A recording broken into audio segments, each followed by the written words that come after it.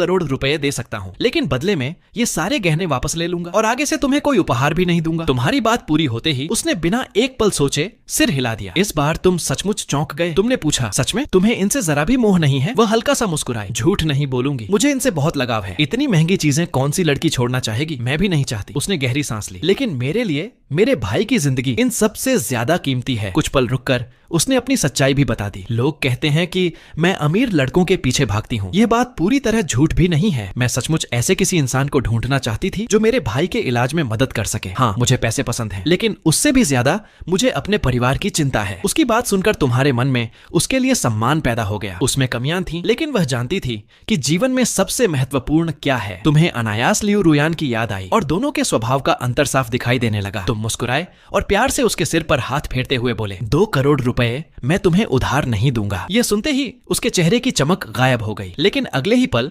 तुमने मुस्कुराकर बात पूरी की। उधार नहीं, सीधे 4 करोड़ रुपए दूंगा। उसकी आंखों में तुरंत आंसू भर आए। तुमने फिर वही सदस्यता कार्ड उसकी ओर बढ़ाया और दृढ़ स्वर में कहा, यह कार्ड तुम्हारे लिए ही बनवाया है, इसलिए इसे तुम्हें लेना ही होगा। तुम्हारे स्वर में हल्का सा आदेश था, लेकिन उसमें अपनापन भी साफ महसूस हो रहा था। वह मना नहीं कर सकी। उसे यह नहीं पता था कि असल में तुम भी उससे खुश थे। उसी की वजह से तुम्हें पैसा खर्च करने का एक नया तरीका मिल गया था। उस दिन तुम दोनों ने साथ में पूरा दिन बिताया, शॉपिंग की, घूमे, शाम को फिल्म देखी और फिर एक दूसरे का संपर्क नंबर लेकर अपने अपने छात्रावास लौट गए। जब वांग जियाओ अपने हॉस्टल पहुंची तो कमरे का माहौल कुछ बदला बदला सा था। उसकी रूममेट्स पहले ही सुन चुकी थीं कि वह आज मो फान के साथ डेट पर गई थी। वे आपस में धीरे धीरे हंसते हुए बातें कर रही थीं। वाह, लालची लड़की और कॉलेज का सबसे बड़ा दीवाना लड़का, क्या जोड़ी है। उनकी आवाज में मजाक और ताना दोनों थे। उन्हें अब भी यही लगता था कि वांग जियाओ ने एक गरीब लड़के के साथ समय बिताकर बहुत बड़ी गलती कर दी है। जब वांग जियाओ छात्रावास के नीचे पहुंची तो वहां खड़ी कुछ छात्राएं उसे देखकर आपस में फुसफुसाने लगीं। देखो, वही वांग जियाओ है, अभी तक बाहर थी, लगता है पूरे दिन उसी लड़के के साथ घूमती रही। दूसरी लड़की हंसते हुए बोली, पूरे दिन? कमाल है, मैं तो उसके साथ 1 घंटा भी न बिताऊं। तीसरी ने मजाक उड़ाते हुए कहा, वांग जियाओ की हिम्मत तो देखो, सच में अलग ही स्तर है। उनकी हंसी पूरे माहौल में गूंज रही थी, लेकिन जैसे जैसे वांग जियाओ उनके पास आती गई, उनके चेहरे का भाव धीरे धीरे बदलने लगा। सबकी नजर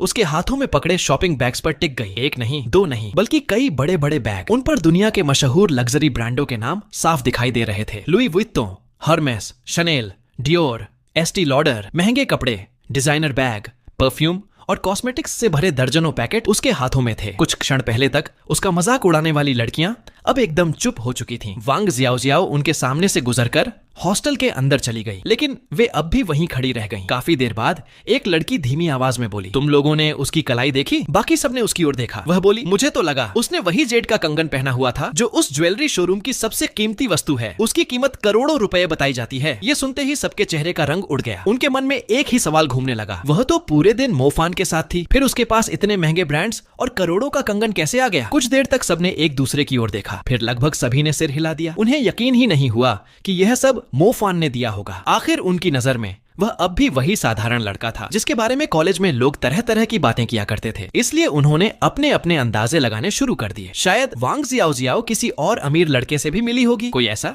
जो किसी बड़े उद्योगपति का बेटा हो। उधर वांग जियाओ पूरे आत्मविश्वास के साथ हॉस्टल के अंदर चली गई। आज उसके कदमों में पहले जैसी झिझक नहीं थी। आसपास की लड़कियों की ईर्ष्या और हैरानी साफ दिखाई दे रही थी। कमरे में पहुंचते ही उसकी रूममेट्स उसे घेर कर बैठ गईं। हर कोई एक ही सवाल पूछ रहा था, इतना अमीर लड़का तुम्हें कहाँ मिला? लेकिन वांग जियाओ सिर्फ मुस्कुरा दी। उसने किसी को कोई जवाब नहीं दिया। वह अभी यह राज खोलना नहीं चाहती थी। उसने मन ही मन तय कर लिया था, पहले वह तुम्हारे और करीब आएगी और जब तुम सचमुच उसके हो जाओगे तब पूरी दुनिया को बताएगी कि उसके जीवन में आया यह इंसान कितना खास है। उस शाम लियू रुयान बहुत पहले ही अपने छात्रावास लौट आई थी। उसके मन में सिर्फ कड़वाहट और पछतावा था। वह अच्छी तरह जानती थी कि हॉस्टल में जिस रहस्यमयी अमीर बॉयफ्रेंड की चर्चा हो रही थी वह कोई और नहीं बल्कि मोफान था, वही लड़का जिसे उसने उसी सुबह छोड़ दिया था। लेकिन उसने किसी को सच्चाई नहीं बताई। उसे लगा अगर लोगों को पता चल गया कि उसने इतनी बड़ी दौलत वाले इंसान को खुद ठुकराया है तो उससे ज्यादा शर्मनाक बात कोई नहीं होगी। उसने मन ही मन एक फैसला कर लिया, वह मोफान को वापस हासिल करके रहेगी। तभी उसकी रूममेट वांग युए ने पूछा, रुयान तुम तो आज छूके के साथ घूमने गई थी, उसने तुम्हें क्या गिफ्ट दिया? यह सवाल सुनते ही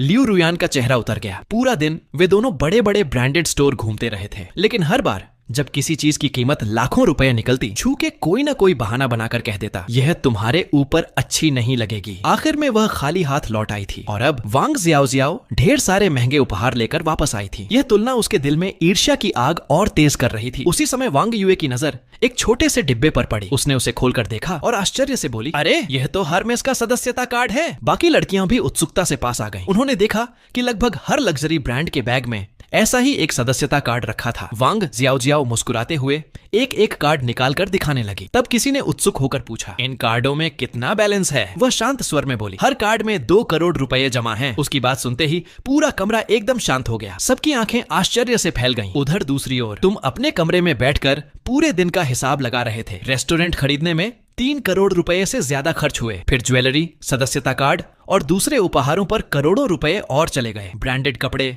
बैग और कॉस्मेटिक्स मिलाकर कुल खर्च लगभग 7 करोड़ रुपए तक पहुंच चुका था। लेकिन तुम फिर भी संतुष्ट नहीं थे। इतनी बड़ी राशि खर्च करने के बाद भी तुम्हें लग रहा था कि लक्ष्य अभी बहुत दूर है। फिर अचानक तुम्हारे दिमाग में एक विचार आया, अगर मैं पैसे उधार दे सकता हूँ तो सीधे किसी को बहुत सारी रकम क्यों ना दे दूं? तुम सोचने लगे, किसी गरीब आदमी को दे दूं, किसी दोस्त को दे दूं, ऐसे तो पैसा तुरंत खत्म हो जाएगा। ये सोचकर तुम उत्साहित हो गए। लेकिन तभी तुम्हारे दिमाग में सिस्टम की चेतावनी गूंज उठी। चेतावनी, इस प्रकार सीधे धन देना नियमों के विरुद्ध है। ऐसा करने पर सिस्टम हमेशा के लिए बंद हो जाएगा। तुम तुरंत चौंक गए। सिस्टम आगे समझाने लगा, सामान्य खर्च जैसे कार खरीदना, घड़ी खरीदना, बंगला लेना, निवेश करना या किसी को प्रभावित करने के लिए खर्च करना सब मान्य है, लेकिन बिना किसी उद्देश्य के सीधे पैसे बांटना स्वीकार नहीं किया जाएगा। तुमने निराश होकर लंबी सांस ली। तुम्हें लगा था कि पैसा खर्च करने का सबसे आसान तरीका मिल गया है, लेकिन सिस्टम ने वह रास्ता भी बंद कर दिया। तुम्हें अचानक एक बात याद आई, लेकिन मैंने तो वांग जियाओ को 2 करोड़ रुपए दिए थे, वह कैसे मान्य हो गया? सिस्टम ने तुरंत जवाब दिया, किसी महिला पर खर्च किया गया धन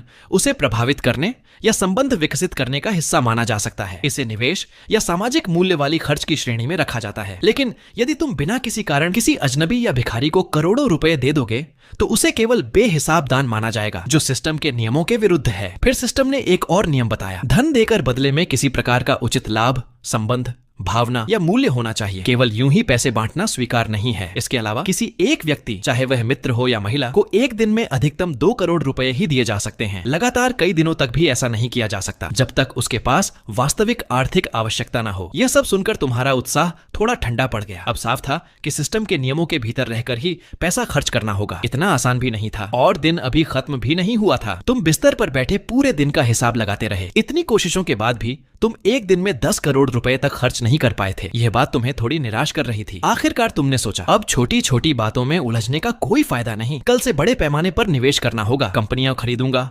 संपत्तियां लूंगा, महंगी कारें खरीदूंगा और जहां मौका मिलेगा वहीं खर्च करूंगा। तभी अचानक कमरे में जोर की आवाज गूंजी। तुम्हारा रूममेट उत्साह से चिल्लाया, अरे मेरी पसंदीदा अभिनेत्री युन मोली लाइव आ गई। उसकी आवाज इतनी तेज थी कि तुमने कान मलते हुए उसकी ओर देखा। युन मोली बेहद मशहूर अभिनेत्री और इंटरनेट सेलिब्रिटी थी। उसकी खूबसूरती, आत्मविश्वास और आकर्षक व्यक्तित्व की वजह से उसके लाखों